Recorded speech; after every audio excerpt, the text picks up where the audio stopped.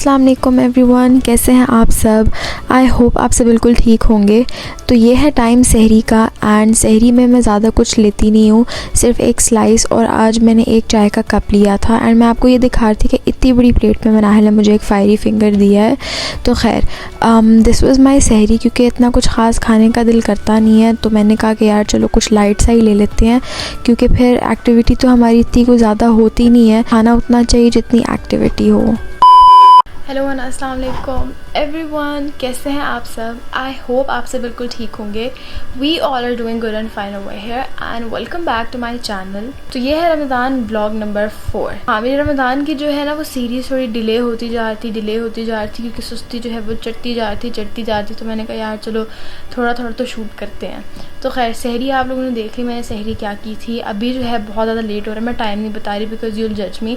तो मैं उठ चुकी हूँ, आज मेरी क्लास नहीं होती एंड आई थॉट कि यार आज थोड़े बहुत काम करते हैं। अभी चलते हैं बाहर एंड लॉन्ड्री जो हम लोगों ने धोई है उसको लटका देते हैं। एंड ऑल्सो आज मैं किचन में भी कुछ बनाने वाली हूँ। मैंने सोचा कि यार बाजी हमें इतनी चीज़ें भेजती हैं तो आज हम कुछ अच्छा सा बाजी को बना के भेजेंगे।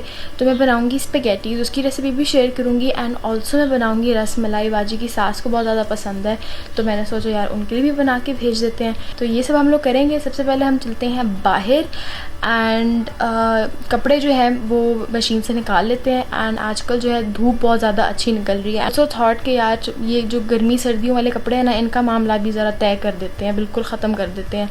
तो मैं सोच रही हूँ कि आजकल मैं ना बैग्स अपने खुलवाऊँ एंड कपड़ों को ना शिफ्ट करना शुरू हो जाऊँ, बिकॉज़ मैं देख रही हूँ हर जगह लोग जो है ना वो लॉन पहनना शुरू कर दिए लोगों ने।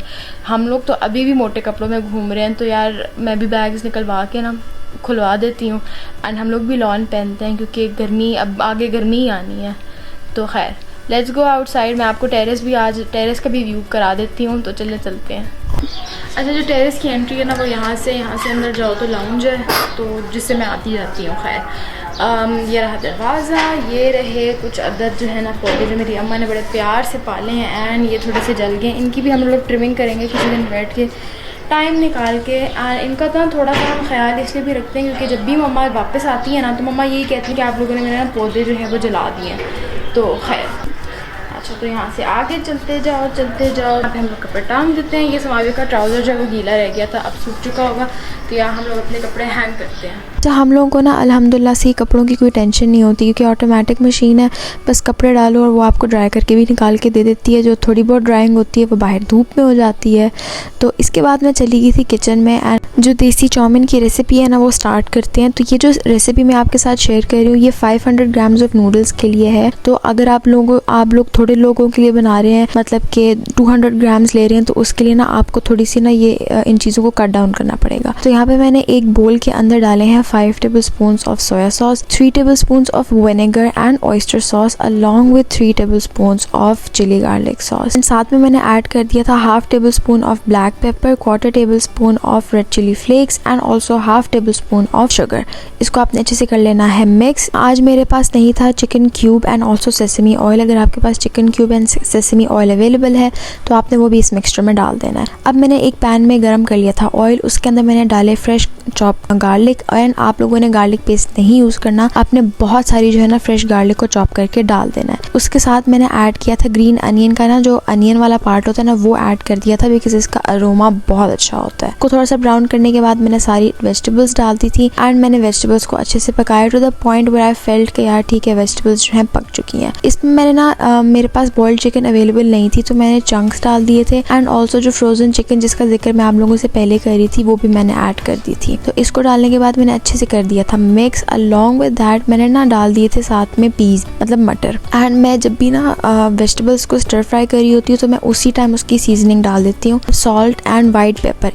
इस पॉइंट पे आप लोगों ने वाइट पेपर डालना है, ब्लैक पेपर नहीं डालना। जब आपकी वेजिटेबल सारी कुक हो जाए तो आपने वो सॉस ऐड कर लेना है जो हमने पहले बनाया था एंड उस सॉस को आप लोगों ने थोड़ा थोड़ा सा अच्छे से पका लेना है ताकि आपको थोड़ा सा थिक लगे। अब मैंने ऐड कर दी थे सारे के सारे नूडल्स एंड उसको अच्छी तरह से मैंने स्टर किया था। एंड आप लोग जो है ना, क्योंकि रोज़ा था तो मैं चख नहीं सकती थी, बट मैंने जब बाद में टेस्ट किया तो सारी सीजनिंग ऑन पॉइंट थी। लेकिन अगर सीजनिंग ऑन पॉइंट ना हो तो आप लोग बीच में चख के चीज़ें वापस से डाल सकते हैं, बट उसकी ज़रूरत नहीं पड़ेगी। अलॉन्ग विद दैट मैंने जो है ना ग्रीन अनियंस का जो ऊपर वाला स्टेम पार्ट होता है ना वो भी डाल दिया था, बिकॉज उसका टेस्ट बहुत ज़्यादा अच्छा था। तो मैंने यहाँ पे ना बाजी ने इस बोल में हमें पता नहीं क्या भेजा था, तो इसमें मैंने ना ये नूडल्स डाल के उनको दे दिए थे। अब हम स्टार्ट करते हैं रेसिपी रस मलाई की। रस मलाई का ना ऑनेस्टली स्पीकिंग मैं पैक यूज़ करती हूँ, मैं खुद से नहीं बनाती चीज़ें। तो यहाँ पे ना मैंने ले लिया था 1 लीटर ऑफ मिल्क। इसके अंदर मैंने ऐड किया था 2 cups of water and 1 cup of sugar. Water मैंने उसी कप में डाल के मेजर किया था जिस कप में मैंने डाली थी शुगर।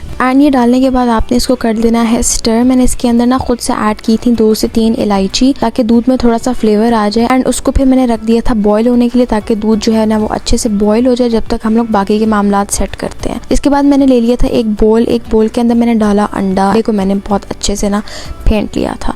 अच्छे से मैंने इसको विस्क करने के बाद ना जो हमारा पैक है ना रस मलाई वाला उसको खोल लेते हैं। एंड मैंने इसकी सारी इंस्ट्रक्शंस यूज़ की थी जिस तरह मैं बता रही थी। ये जो लजीज़ा का रस मलाई पैक है ना, this is the best, I have always use this one. तो इसको पैक को खोल के आपने पैक का जो सारा पाउडर मटेरियल है ना वो आपने एक बोल में डाल देना है। एंड इसके ना मैंने सारी जो मेजरिंग की थी ना वो मैंने अकॉर्डिंग टू द पैक की थी। यहाँ पे मुझसे एक गलती ये हो गई थी कि जिस तरह मैं यहाँ पे ऐड कर रही हूँ ना 4 टेबल स्पून ऑफ मैंने ऐड किया oil. This was not table spoon, this was tea spoon. ये मैंने बाद में जाके नोटिस किया था। खैर 4 टी स्पून आपने ऐड करने हैं ऑयल के एंड अलॉन्ग विद वो अंडा जो आपने पहले बीट किया था। एंड क्योंकि मैंने टेबल स्पून डाले थे ना ऑयल के तो इसलिए जो मेरा बैटर बना था ना वो बहुत रनी बना था। बट खैर इट्स ओके, होता रहता है क्योंकि मेरी रेसिपी तो फिर भी बहुत अच्छी बन गई थी। तो इन केस के अगर आपका बैटर बहुत स्टिकी हो, जो कि यहाँ पे नहीं था बिल्कुल, इसलिए मैंने पता नहीं एमी पानी क्यों यूज़ किया था क्योंकि ज़रूरत तो पड़ी नहीं थी। शुरू में मुझे लगा कि स्टिकी होगा तभी मैंने हाथ में पानी लगा लिया था, लेकिन इतना ऑयल डाल दिया था ना मैंने इसके अंदर, मेरे हाथ ऑयली हो गए थे। बट खैर जब भी आपका ना कोई बैटर स्टिकी हो ना तो आप इस तरह ना पाम्स पे थोड़ा ऑयल लगा के आप यूज़ कर लिया करें। यहाँ पे जो मेरे बॉल्स बने थे ना ये बने थे अप्रॉक्सीमेटली 16 से 17 बॉल्स बने थे। बाय द टाइम दूध भी जो है ना वो बॉयल हो चुका हुआ था तो मैंने इसके अंदर सारे बॉल्स डाल दिए थे। एंड बॉल्स ना अपने से ना 2-3 साइज बड़े हो चुके थे। उसके बाद मैंने ना चूल्हा तेज़ कर दिया था एंड उबलते हुए ना दूध के अंदर मैंने ये बॉल्स को पकने दिया था। मैंने ना यहाँ पे ये जो वुडन स्पून यूज़ करी हूँ ना इसको मैंने ना उबलते दूध के अंदर ही डाल दिया था क्योंकि फिर इस तरह होता है ना कि दूध उबल के बाहर नहीं आता। 10 मिनट गुजरने के बाद मैंने चेक किया था तो बॉल्स अभी भी अंदर से कच्चे थे, बट 5 to 10 मिनट्स मैंने दोबारा छोड़ा तो बॉल्स पक चुके थे एंड वो पे मैंने कर दिया था चूल्हा बंद। उसके बाद गार्निशिंग के लिए मैंने थोड़े से बादाम ले लिए थे एंड बादाम को मैंने अच्छे से जो है ना वो कूटा। ये जो छोटी सी चीज़ होती है इसके अंदर मैंने कूटा। एंड क्योंकि ना दूध के अंदर ऐड करने के लिए बड़ा मज़ा करता है, जब आप दूध साथ साथ पी रहे हो उसके अंदर बादाम आए तो बड़ा मज़े का लगता है। खैर ये मैंने ना इस बोल के अंदर सर्व कर दिए थे सारे के सारे। इस पॉइंट पे ना जो बॉल्स होते हैं बहुत ज़्यादा सॉफ्ट होते हैं तो आपको बहुत ख्याल करना पड़ेगा कि ये टूटे ना। एंड ऑल्सो जब ये बॉयल हो रहे होंगे ना तो आपने बार बार चम्मच नहीं मारना क्योंकि बॉल सारे टूट जाएंगे। तो यहाँ पे ना मैंने बहुत ध्यान से बॉल्स जो हैं वो सारे के सारे बोल में डाल दिए थे एंड ये मैंने गार्निशिंग भी ऊपर डाल के इसको अच्छे से पैक करके ना फ्रीज़र में रख दिया था। पैक भी मैंने इसीलिए किया क्योंकि मैं फ्रीज़र में डाल रही थी एंड फ्रीज़र की ना वो स्मेल सी इसके अंदर ना आ जाए, क्योंकि मेरे पास टाइम कम था इसीलिए मैंने फ्रीज़र में डाल दिया था। बट अगर आपने किसी इवेंट के लिए बनाना है तो मैं आपको प्रेफर करूँगी कि आप एक दिन पहले बनाएं, क्योंकि ना एक दिन जब ये फ्रिज के अंदर रहता है ना तो इसका ये जो दूध है ना थिक हो जाता है। अभी क्योंकि अच्छे से ठंडा नहीं हुआ था इसलिए इसका दूध बहुत ज़्यादा पतला था, लेकिन अगर आप इसको एक रात छोड़ेंगे फ्रिज के अंदर तो इसका दूध बहुत ज़्यादा थिक हो जाएगा। खैर ये जो बोल है ये भी बाजी गई बोल है, इसके अंदर मैंने ये सारे बॉल्स जो है ना वो डाल दिए थे एंड मैंने बाद में दादू के लिए भी निकाल लिया था, उनको भी टेस्ट कराया तो उनको बहुत अच्छा लगा था। तो खैर बोल्स में डालने के बाद और ढेर सारी गार्निश करने के बाद मैं जो हूँ अपनी इफ्तारी की प्रेप करना शुरू होगी बिकॉज मेरे पास बहुत कम टाइम था। But Manail helped me and this was my इफ्तारी which is lassi, fruit chaat and some chicken. Okay guys, तो इफ्तारी वगैरह जो है वो हो चुकी है and now me and Manahil are going to Saddar असल में ना 2-3 दिनों से मनाहिल बोल रही थी कि यार सदर चलते हैं, कुछ देख लेंगे कि कुछ ब्रांड्स पे नया आया है कि नहीं आया। एंड ऑल्सो हमने ना सेपरेट्स लेने थे, मैचिंग सेपरेट्स, के हम लोग गर्मी आ रही है ना, तो जिस तरह जुम्मतुल विदा हो गया या फिर एवरी जुम्मा हम लोग एक एक सूट पहन सकते हैं, इस तरह ना। बहुत लेज़ी हो रहे थे, इतने लेज़ी कि इफ्तारी के फ़ौरन बाद नींद आ जाती थी तो जाया नहीं जा रहा था। बल्कि मैं और मनाहिल कल भी लड़े थे इसी बात पे, क्योंकि मुझसे जाया नहीं जा रहा था और उसको जाना। तो खैर अभी हम लोग जा रहे हैं सदर।